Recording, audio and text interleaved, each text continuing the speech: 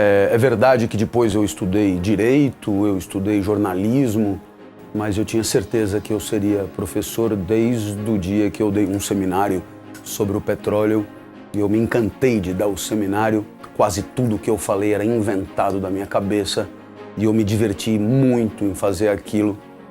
Talvez não tenha sido muito legal com os meus colegas que anotaram um monte de coisa falsa sobre o petróleo, mas depois eu me corrigi e costumo hoje ensinar pelo menos aquilo que a maioria acha verdadeiro. Eu acho que há, no meu caso, um enorme apreço, primeiro pela questão da didática, ou seja, você dizer de maneira simples coisas originalmente apresentadas de forma complexa. Então, esse desafio de aproximar a ideia do repertório do interlocutor, um repertório presumido, mas esse desafio de ser entendido por qualquer um, esse desafio de permitir que pessoas tenham acesso a ideias inicialmente complicadas através de recursos explicativos, através de exemplos. Enfim, essa aproximação do repertório do outro é que sempre me fascinou. E um segundo aspecto é o aspecto da comunicação mesmo. Acho que são até inseparáveis, mas a ideia de se expressar de maneira clara e, portanto, de conseguir, por parte do receptor, digamos, uma atribuição de sentido bastante razoável daquilo que está sendo explicado.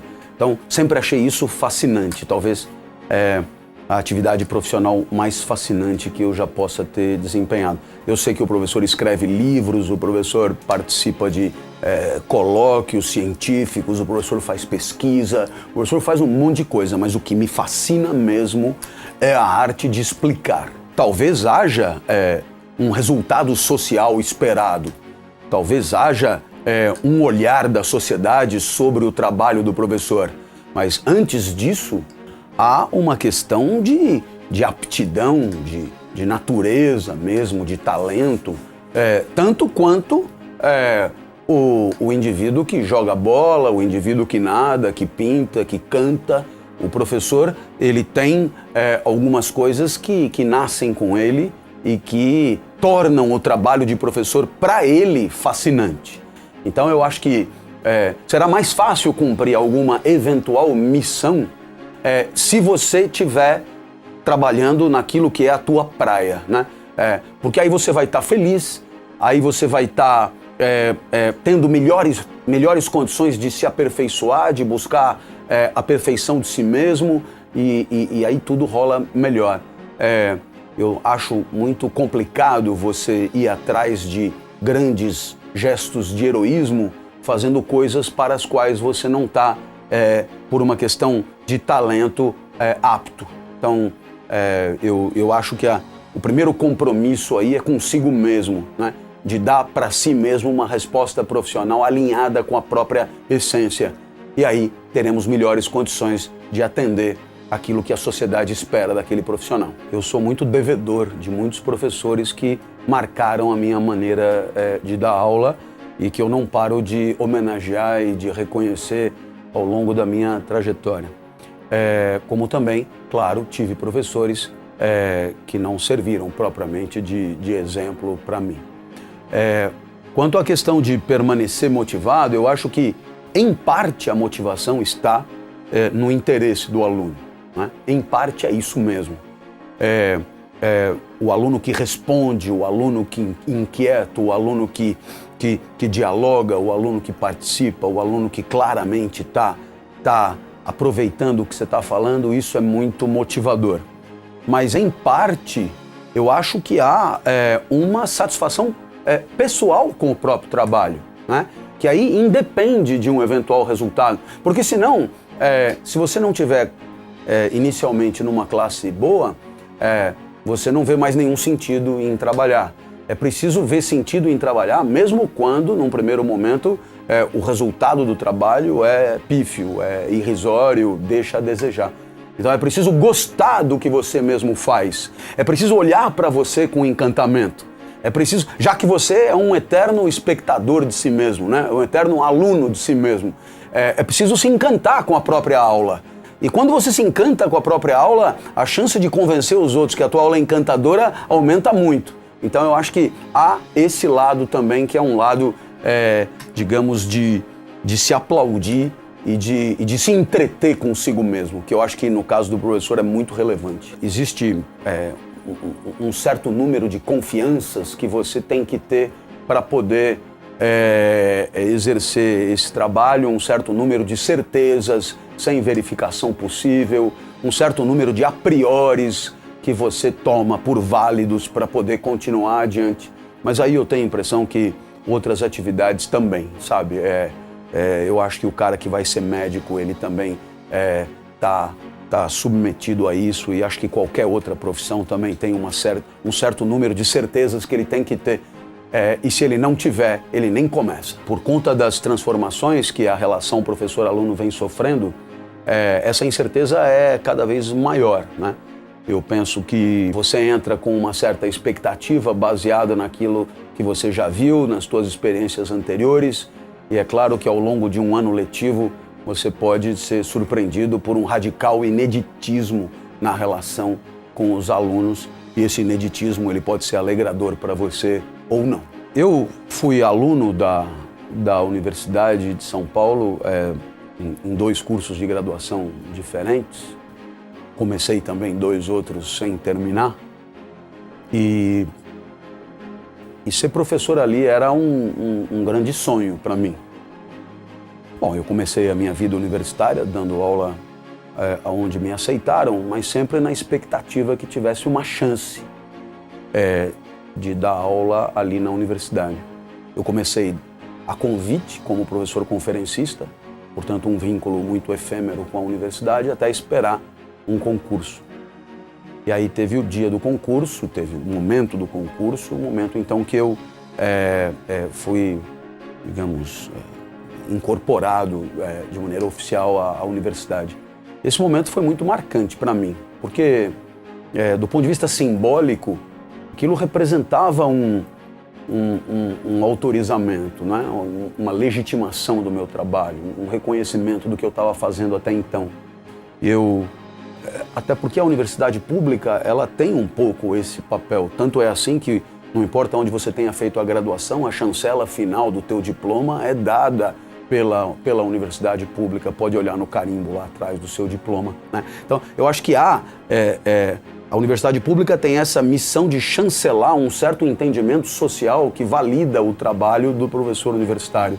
Eu acho que esse momento foi um dos momentos muito marcantes da minha vida profissional. Claro que depois que eu entrei, o fato de eu todo ano ser chamado para patrono, para paraninfo, ter por parte dos alunos um grande apreço, um reconhecimento, um pedido para que as aulas acontecessem, mesmo em épocas de greve, etc., foram pequenas conquistas que marcam demais. Existe nesse trabalho, como em qualquer outro ofício, mas esse é o meu, a possibilidade de você trabalhar procurando uma certa excelência. E eu acho que essa busca é uma busca exigente, desafiadora e feliz. Penso mesmo que qualquer atividade profissional que você levanta todo dia para empurrar com a barriga, fazer sempre o mesmo, esperando que o tempo passe, é sintoma de uma vida mal vivida, uma vida vivida fora de lugar.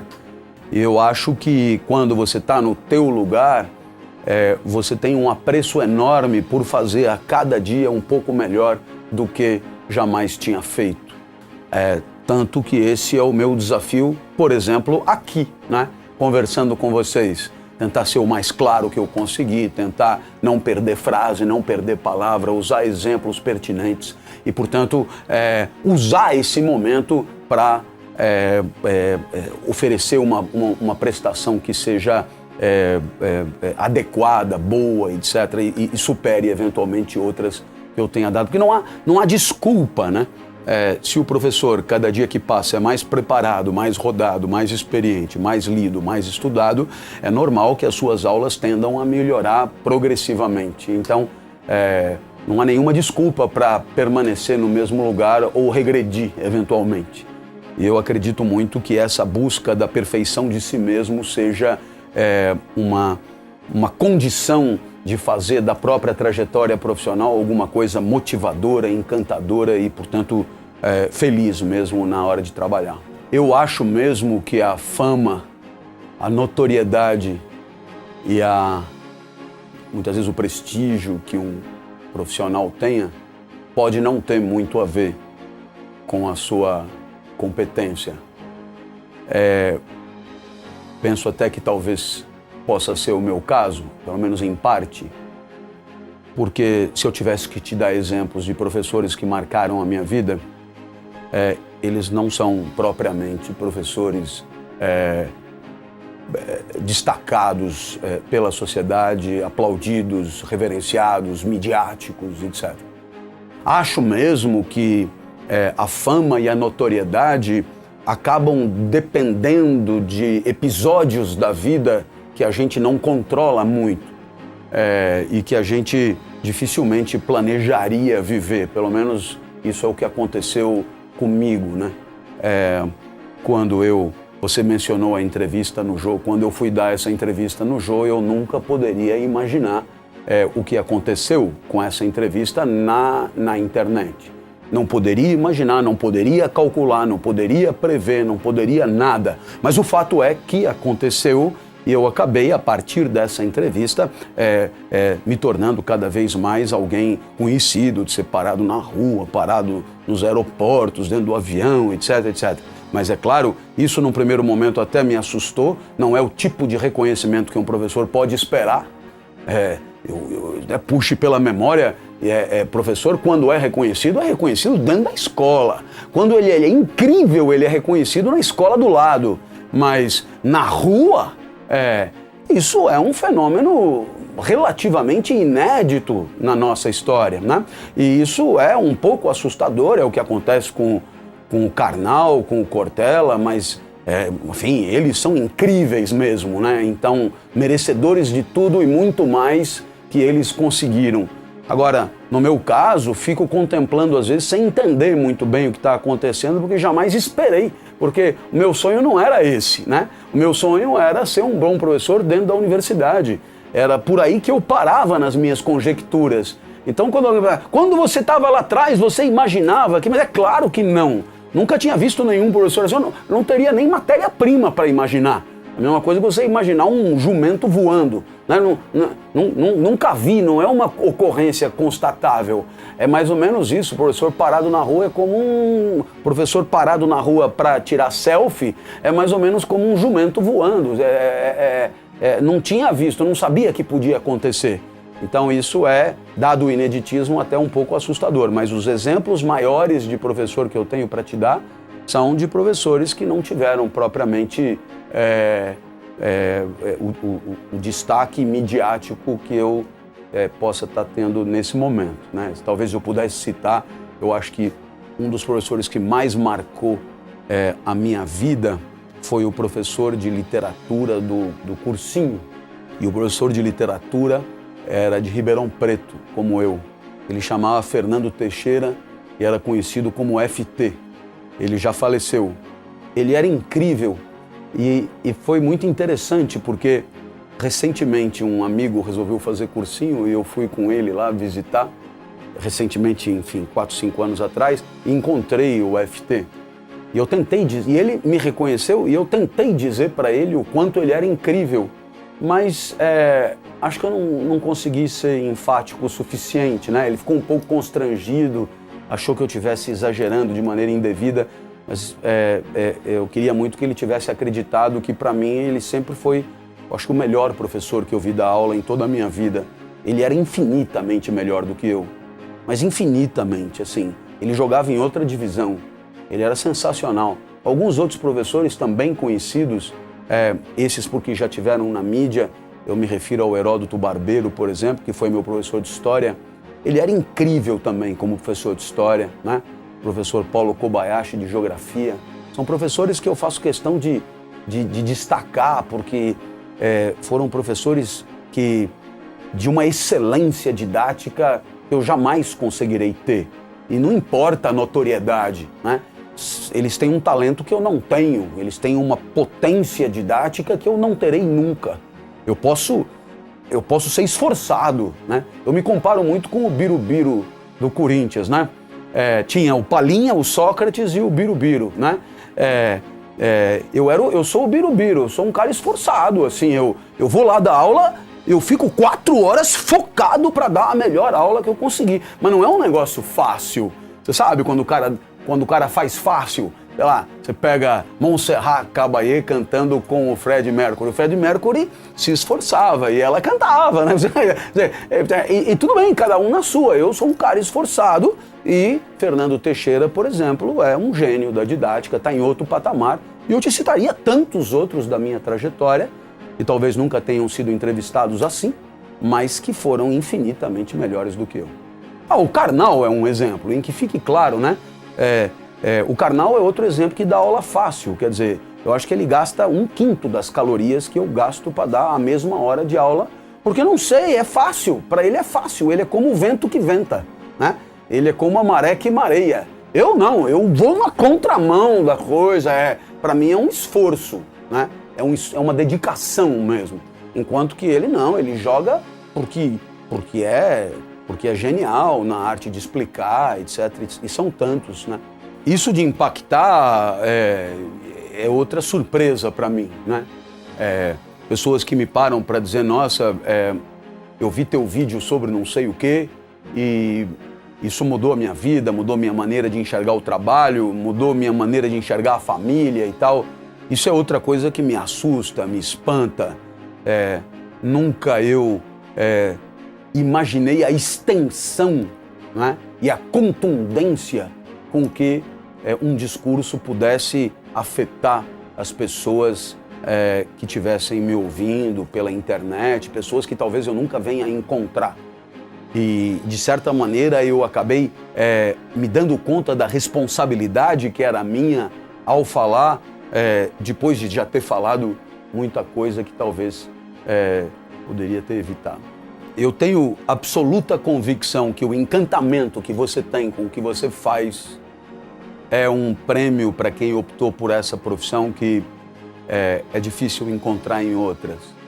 Existe um fascínio na arte de ensinar, que eu não sei explicar melhor, mas é alguma coisa que quem sente não consegue mais abrir mão. Existe aí, nessa arte de tornar simples o que é complexo, nessa arte de trazer pessoas para a compreensão daquela ideia, um gesto de entrega, um gesto de amor, um gesto de oferecimento que traz para quem tem essa capacidade de amar ensinando uma compensação sem par. Estou absolutamente convencido que você, que é professor, sabe do que eu estou falando. Agora, caso você se sirva da função de professor para completar um orçamento, né? É um bico, é uma maneira de ganhar um tostãozinho a mais, etc. Eu sinceramente digo para você que talvez a estratégia não seja a mais inteligente, né? Fazer da atividade de professor uma forma de melhorar a remuneração econômica é não entender aquilo que a profissão de professor tem de mais nobre, que é justamente viver acreditando no amor pelo aluno. Acho mesmo que o professor é aquele que, antes de qualquer outra competência, tem a competência de amar o aluno, de fazer por ele aquilo que só ele, professor, poderia fazer. Eu sou Clóvis, eu sou professor, e se você também é professor, que tal vestir essa camisa também?